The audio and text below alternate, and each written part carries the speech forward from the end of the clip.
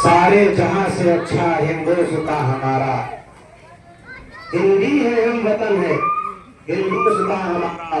मजहब नहीं सिखाता आपस में बैर रखना।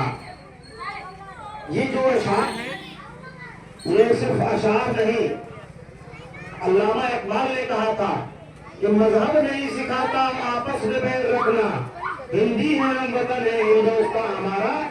लेकिन बताइए, आज हम यौम आजादी मना रहे हैं और हमारे इस यौम आजादी के प्रोग्राम में जो इस महल्ले के मखसूस और हर दिल अजीज हमारे भाई इब्राहिम भाई हुआ करते थे, अल्लाह उनको जन्नत नसीब करे।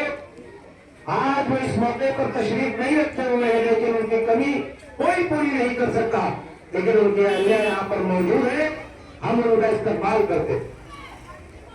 और निजाम गाजी ने जिस तरीके से इस प्रोग्राम को ऑर्गेनाइज किया और आप लोगों ने इस तपती हुई धूप में और चिलचिलाती हुई उमस में यौम आजादी आप मना रहे हैं, इसमें हमारे रबील भाई, आमिर भाई और जावेद भाई, इरशाद भाई और मौलाना साहब जितने भी लोग हैं, जिनका भी जिस तरीके से योगदान है, सब काबिल मुबारकबाद है। और हाशिम भाई भी यहाँ आए हुए हैं जो बहुत मोहब्बत करते हैं और हमारी बहन को नागापा की तशरीफ फरमा है। मैं कहना ये चाहता हूँ, मदीन भाई भी तशरीफ फरमा है, मैं कहना ये चाहता हूँ सारे नाम लिख लो, जिनका नाम छोड़ जाए, इस पूरे मोहल्ले के एक एक आदमी का हम शुक्रिया अदा करते हैं जो कब्रिस्तान में उनका भी और कब्रिस्तान के बाहर है उनका। कब्रिस्तान में शुक्रिया अदा करने के लिए इस वजह से मैं कह रहा हूँ क्योंकि जब उनके लिए सूरज फातिहा पढ़ेंगे तो वो आपका शुक्रिया अदा करेंगे। बताओ, मरहूमीन के लिए सूरज फातिहा पढ़ेंगे कि नहीं पढ़ेंगे? तो हम अगर नाम न ले पाए तो उसके लिए माजरत चाहते हैं। और इब्राहिम भाई को याद रखते हुए आज यौम आजादी मनाइए और निजाम भाई की काविशें और मोहब्बतें, इसको याद करते हुए आप यौम आजादी मनाइए। लेकिन इस यौम आजादी में आप ये सोच के रखिए, क्या हमारा देश पूरी तरीके से आजाद हो चुका है? क्या हम आज आजाद हैं? बताइए, इस सड़क पर कोई चला जाए और कहे हम आजाद भारत में रहते हैं, तो बताओ, नारा दिया गया था गड्ढा मुक्त उत्तर प्रदेश का, लेकिन ये जो बड़ौदा में सोना भट्टा है वो गड्ढा मुक्त नहीं, जैसे लगता है इसको गड्ढा युक्त कर दिया गया। ऐसा आप बनाओगे यौम आजादी? आप निकल के तिरंगे को लेकर के घर से निकलेंगे और इस गड्ढे में गिर जाएंगे तो तिरंगा भी अंदर, आप भी अंदर, तो बताओ आप आजाद हो? आप तो इस गड्ढे में कैद हो जाओगे।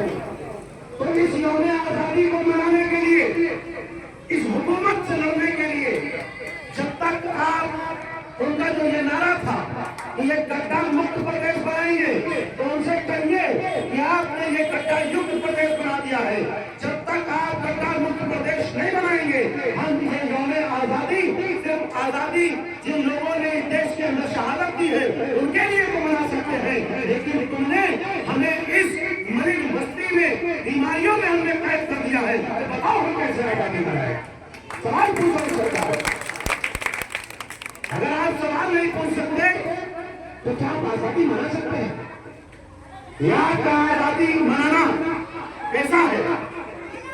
बताइए, उन शहीदों ने इस देश के लिए अपनी जानें कुर्बान कर दी, अपने खून को बहा दिया, और जिस मदरसे से आजादी की तहरीक निकली, जिन उलमाओं ने अपनी कुर्बानियां दी, और दिल्ली में अगर कोई भी चांदनी चौक से लेकर के इंडिया गेट तक कोई जगह थी तो सारे पेड़ों पर उलमा की टांगे नहीं, सर कले हुए थे। बताइए, उन लोगों ने इस देश को शहादत दे करके इस देश को आजाद किया।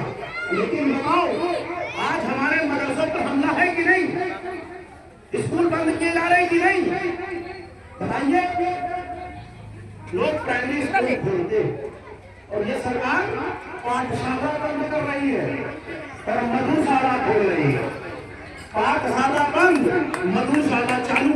तो बताओ, मधुशाला में पी के मधु और दारू, तो इस रोड पे वैसे ही झूमोगे और पी लोगे दारू, तो पता चला सीवर के अंदर चले जाओगे जैसे देख ठाकुर रजनीकांत चले गए।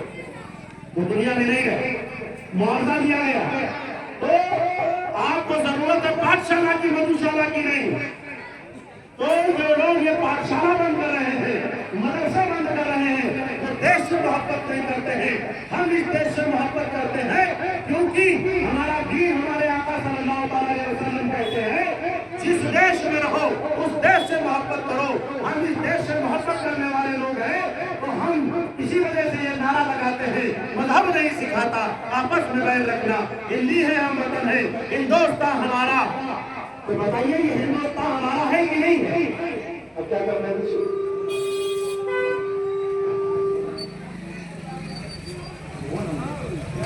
तो मजहब नहीं सिखाता आपस में बैर रखना, हिंदी है हम वतन है, हिंदुस्तान हमारा। तो मजहब के मामले पे हमें बांटा जा रहा है कि नहीं? हिंदू, मुसलमान, सिख, ईसाई, और जब इससे काम नहीं चला तो राई, अंसारी, तेली, कमोली, धोबी और कन्वेरिये, जोगी, फकीर, भाट, मनिहार, किसमें बांट दिया गया? बताओ।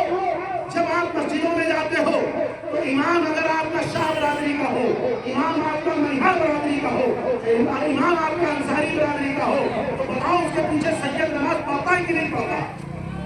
पढ़ता है कि नहीं पढ़ता? बोलिए।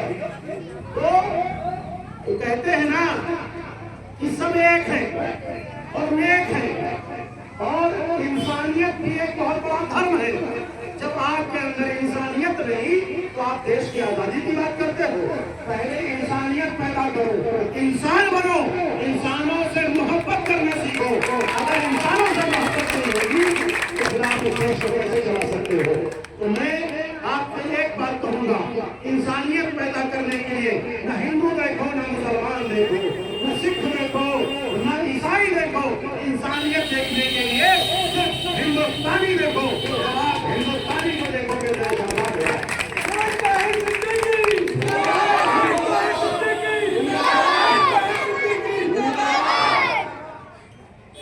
आज मुसलमान होने की बुनियाद पर, दलित होने की बुनियाद पर, बैकवर्ड होने की बुनियाद पर उन्हें बांट दिया जाता है।